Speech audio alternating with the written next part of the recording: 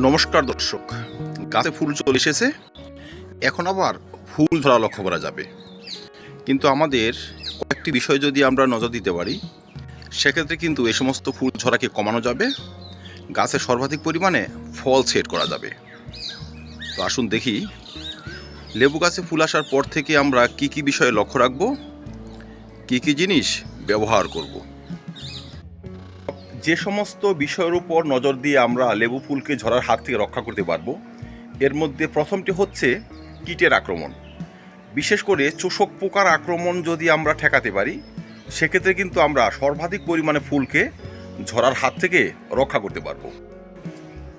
দেখবেন যখন লেবু ফুলগুলো ফুটতে শুরু করে বা বেরোতে শুরু করে, সেই সঙ্গে কিন্তু নতুন কচি পাতা বেরোয়। অতি ক্ষুদ্র চোষক পোকা সেই পাতা এবং ফুলের মধ্যে কিন্তু ঘাপটি মেলে বসে থাকে। সেগুলো সাধারণভাবে আপনি চোখে দেখতেও পাবেন না। আতশ কাজ যদি নিয়ে নেন, দেখবেন ক্ষুদ্র ক্ষুদ্র চোষক পোকা বসে আছে। এরা চুষে পাতা এবং ফুলের রস কিন্তু নষ্ট করে দেয়, খেয়ে ফেলে। তারপর দেখবেন ঝরঝর করে গাছ থেকে ঝরতে শুরু করেছে। অনেক সময় আমরা কমেন্ট করি না যে ফুল তো ঝরে গিয়েছে, এখন পাতাও ঝরা শুরু হয়েছে। এগুলো হয় চোষক পোকার আক্রমণে। দর্শক, যখন আমাদের লেবু গাছগুলোতে দু চারটে ফুল দেখা শুরু হয়েছে, মানে ফুটেনি এখনো, ওই অবস্থাতেই কিন্তু আমাদের ভালো মানের কীটনাশক গাছে স্প্রে করে যেতে হবে।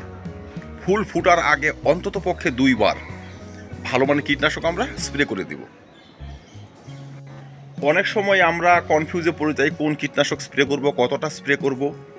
কনফিউজের কিচ্ছু নয়, আপনাদের হাতে নর্মাল ডোজের যে কীটনাশকগুলো রয়েছে আপনারা সেগুলো স্প্রে করবেন।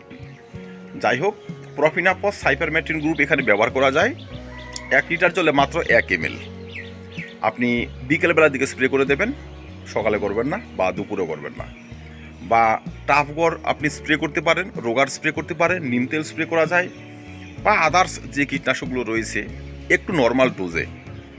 অন্য সময় যদি আপনি 2 ml স্প্রে করে থাকেন, এই সময় আপনি 1 ml করবেন। এইভাবে কিন্তু আপনাকে স্প্রে করতে হবে। আর যখন স্প্রে করবেন, গোটা গাছ ভিজিয়ে একদম স্নান করিয়ে দেবেন। দেখবেন চোষক পোকা ধীরে ধীরে গাছ থেকে কমতে শুরু করছে, লেবু পাতা এবং ফুল উভয়ই ঝরা বন্ধ হয়ে গিয়েছে। 2 নম্বর হচ্ছে ছত্রাক সংক্রমণ। কিছু কিছু ছত্রাকও কিন্তু আমাদের গাছের বিশাল ক্ষতি করে থাকে। তাই আমরা যখন কীটনাশক ব্যবহার করব, সেই সঙ্গে অল্প একটু ছত্রাকনাশক মিশিয়ে গাছে স্প্রে করতে পারবো। লেবু ফুলে যখন ছত্রাকনাশক স্প্রে করবেন, সেটি অ্যান্ট্রাকল বা এই ধরনের গ্রুপ হলে ভালো হয়। অ্যান্ট্রাকলে রয়েছে কন্ট্রাক্ট ফাঙ্গিসাইড প্লাস জিঙ্কের সমাহার, মানে ফ্রুট সেটে কিন্তু হেল্প করে তারা। 1 লিটার জল নেবেন, সেখানে যদি আপনি 1 ml কীটনাশক নেন, সেই সঙ্গে 1.5 গ্রাম এই অ্যান্ট্রাকল পাউডার নিয়ে নেবেন। ভালো করে গুলে বিকেলবেলা স্প্রে করে দিন। ছত্রাক এবং কীট উভয় দূর হবে, আমাদের লেবু ফুলগুলো সুস্থ এবং সতেজ থাকবে। এবার হলো 3 নম্বর সমস্যা। 3 নম্বর সমস্যাটি আরও ভয়াবহ, আরও ডেঞ্জারাস।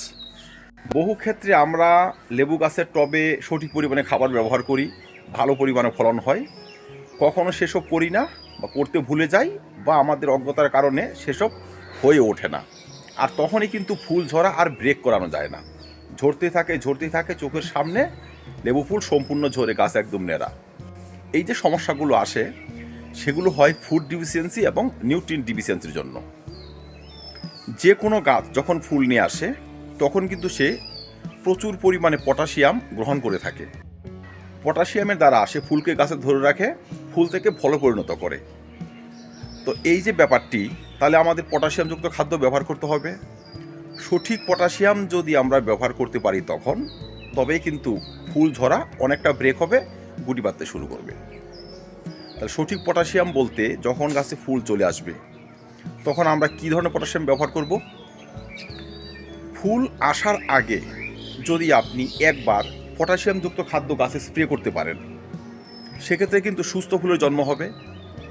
05234, 0050 বা ওয়াটার সলিউবল যে কোনো পটাশিয়াম আমরা কিন্তু একবার স্প্রে করে দেব ফুল আসার আগে। মনে রাখবেন, জানুয়ারি মাসের ফার্স্ট বা আপনার 2nd সপ্তাহে যদি করে দেন, খুব ভালো হয়। যদি সেটা না করাই যায়, ফুল দেখার সঙ্গে সঙ্গে কিন্তু টবের মাটিতে 05234 বা যে কোনো ভালো পটাশিয়াম আমরা দিয়ে দেব। আমরা জৈব আকারে দিই চাই রাসায়নিক আকারে দিই, খাবারটি কিন্তু তরল হতে হবে। 2 নম্বর হচ্ছে নিউট্রিন ডিফিসিয়েন্সি কমিয়ে নিয়ে আসতে হবে। বিশেষ করে বোরনের ঘাটতি, জিঙ্কের ঘাটতি আমাদের ফুল ঝরাকে আমরা ব্রেক করাতে পারি না। তাই দর্শক, যখন আমরা তরল খাবারটি ব্যবহার করব, সেই খাবারটি এইভাবে প্রস্তুত করতে পারি। সেখানে ধরুন আপনি রাসায়নিক পদ্ধতি ধরুন 3 থেকে 4 গ্রাম পরিমাণে 05234 নিয়ে নেবেন, যেটা পটাশিয়াম এবং ফসফরাসের ভালো একটি সোর্স। 2 গ্রাম পরিমাণে মোবোমিন পাউডার নিয়ে নেবেন। যদি মোবোমিন পাউডার না থাকে হাতে, সেক্ষেত্রে আপনারা দানা অনুখাদ্যগুলো রয়েছে যেগুলো অর্গানিক, সেগুলো 5 থেকে 7 গ্রাম নিয়ে নেবেন। সেখানে 2 গ্রাম পরিমাণে বোরন নিয়ে নেবেন, বোরন 20%। উপাদানগুলো ভালো করে গুলবেন 1 থেকে 1.5 লিটার জলে। তারপর যেইটুকু ধরে টবে সেইটুকু ব্যবহার করে দেবেন। প্রথম দিন ব্যবহার করবেন, তার 10 দিন পর আরেকবার ব্যবহার করবেন, তার 10 দিন পর আরেকবার ব্যবহার করবেন। গাছে ফুল দেখার সঙ্গে সঙ্গে 3 বার আমরা এই ধরনের খাদ্য ব্যবহার করব। এতে কি হবে, গাছ যখন বোরনের ঘাটতিটা পূরণ করতে পারবে, তখন কিন্তু ফুলকে আর ঝরাবে না। বোরন কিন্তু ফুলকে ধরে রাখতে সহায়তা করে, সেই সঙ্গে ফুলের ভালো পলিনেশনে হেল্প করে। ফুলে সঠিক পরিমাণে পরাগরেণু তৈরি হয়, পুষ্ট ফুল তৈরি হয়।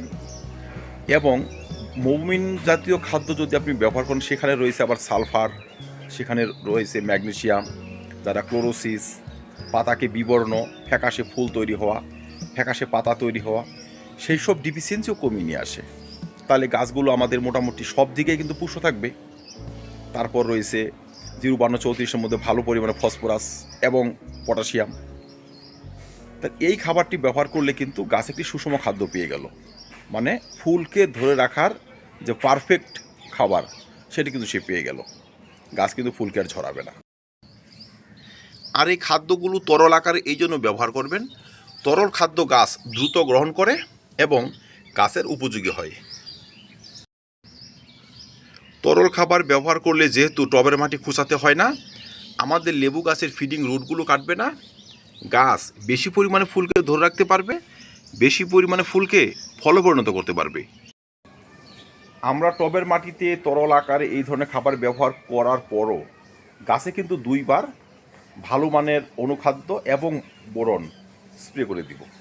সেক্ষেত্রে আপনি মোমিন ব্যবহার করতে পারেন, অ্যাগ্রোমিন গোল্ড ব্যবহার করতে পারেন, বায়োভিটা এক্স ব্যবহার করা যায়। যা থাকে আপনার হাতে ভালো পরিমাণে, ভালো রেজাল্ট যার, সেটি ব্যবহার করে দেবেন।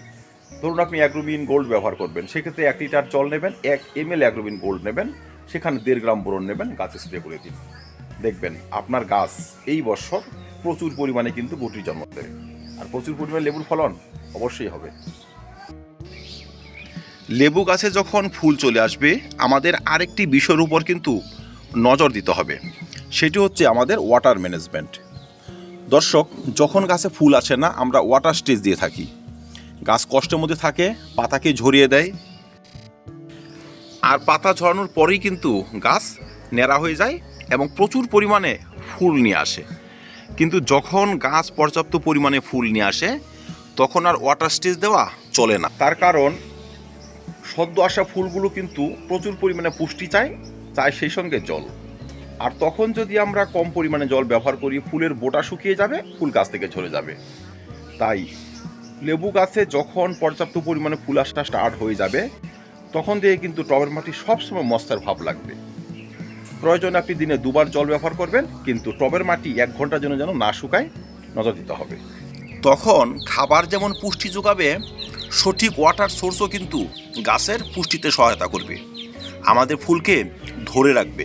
সর্বশেষ হচ্ছে, ফুল আসার পর গাছ থাকবে ডাইরেক্ট সানলাইটে, কারণ সানলাইট এই সমস্ত ফুলকে ভালোভাবে প্রোটেকশন দেবে, ভালোভাবে প্রস্ফুটিত হবে এবং লেবু ফুলগুলো গুটিতে রূপান্তরিত হবে। ভালো পলিনেশন করার জন্য কিন্তু আমরা আরেকটি পদ্ধতি অবলম্বন করতে পারি, সেটি হচ্ছে আমাদের বাগানে যদি ফুটন্ত ফুল গাছ থাকে, যেই ফুলে বোলতাম, মৌমাছি, প্রজাপতি আসে, সেই সমস্ত ফুল গাছগুলোকে লেবু গাছের পাশে এনে রাখবো। সেই উপকারী পতঙ্গরা যখন আমাদের ফুল গাছগুলোতে বসবে, সেই সঙ্গে কিন্তু লেবু গাছগুলোতে বসবে। এতে লেবু ফুলের পলিনেশন হার বেড়ে যাবে, আমরা কিন্তু বেশি পরিমাণে গুটি পাবো। তো দর্শক, এই পদ্ধতি অবলম্বন করাই যায়। যেমন আমার এই চন্দ্রমল্লিকা গাছটি রয়েছে, যদি আমি এটি পাশে রাখি হয়তো 2-4টে বলতা মৌমাছি এখানেও আসে। তারপর আদার যে ফুল গাছগুলো রয়েছে সেগুলো কিন্তু লেবু গাছের পাশে এনে রাখতে পারি, তবে কিন্তু পলিনেশন হার স্বাভাবিকের তুলনায় অন্তত কয়েক পার্সেন্ট বাড়বে। তো দর্শক, লেবু গাছে ফুল আসা কিন্তু স্টার্ট হয়ে গিয়েছে। আমার কিছু অ্যাডভান্স ভ্যারাইটি রয়েছে যেগুলোতে ডিসেম্বরের প্রথমই ফুল চলে আসে। তো প্রথমে আর লাস্ট নয়, যখনই ফুল আসবে আপনারা এই পয়েন্টগুলো লক্ষ্য রাখবেন। এই পয়েন্টগুলো লক্ষ্য যদি রাখতে পারেন, সঠিকভাবে তার যত্নগুলো সারতে পারেন, সেক্ষেত্রে আপনাদের গাছে যদি 2-4টে ফল হয়ে থাকে আগে, এখন কিন্তু 10-20টি ফল হবে। আর আমার প্রতিটি গাছ এখনও কিন্তু কিছু কিছু গাছ লেবুতে পরিপূর্ণ। এই দেখুন ফল, প্রতিটা গাছে আমার যথেষ্ট পরিমাণে ফলন হয়। আমি এই ধরনের পদ্ধতি অবলম্বন করি, এক্সট্রা দামি দামি খাবার সার তেমন ব্যবহার করি না।